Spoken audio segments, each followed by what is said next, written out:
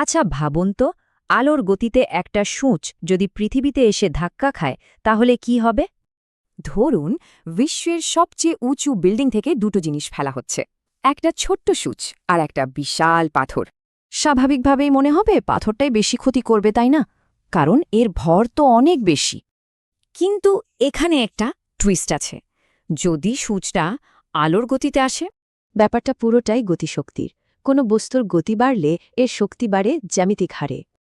আলোর গতিতে চললে ছোট্ট একটা সূচের শক্তি দাঁড়াবে প্রায় 4.5 ট্রিলিয়ন জুল। ভাবতে পারেন, এটা হিরোশিমায় ফেলা বোমার চেয়ে প্রায় 600 গুণ বেশি শক্তিশালী। তো এই সূচ পৃথিবীতে ধাক্কা খেলে কি হতে পারে?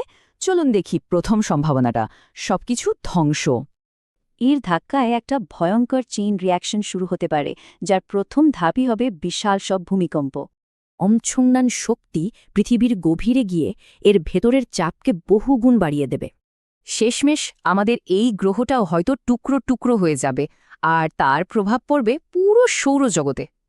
কিন্তু দাঁড়ান, এর ঠিক উল্টো একটা থিওরিও আছে। অনেক বিজ্ঞানীর মতে পৃথিবীর বিশাল ভরের কারণে এই সামান্য আঘাতে কিছুই হবে না।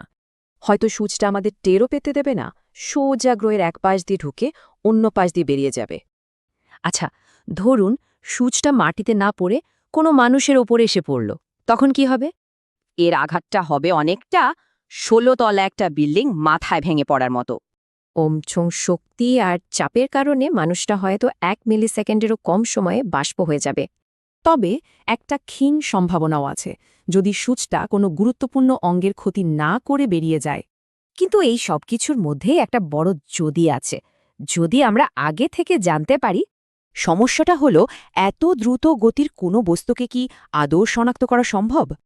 এর উত্তর লুকিয়ে আছে আইনস্টাইনের দৈর্ঘ্য সংকুচন বা লেন্থ কন্ট্রাকশন তত্ত্বের মধ্যে।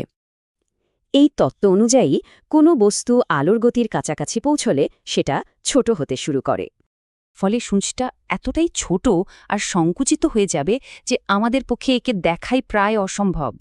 কিন্তু এখানেই একটা মজার প্রশ্ন আসে, আলোর গতির জিনিস দেখা না গেলে আমরা আলোকে দেখি কি করে?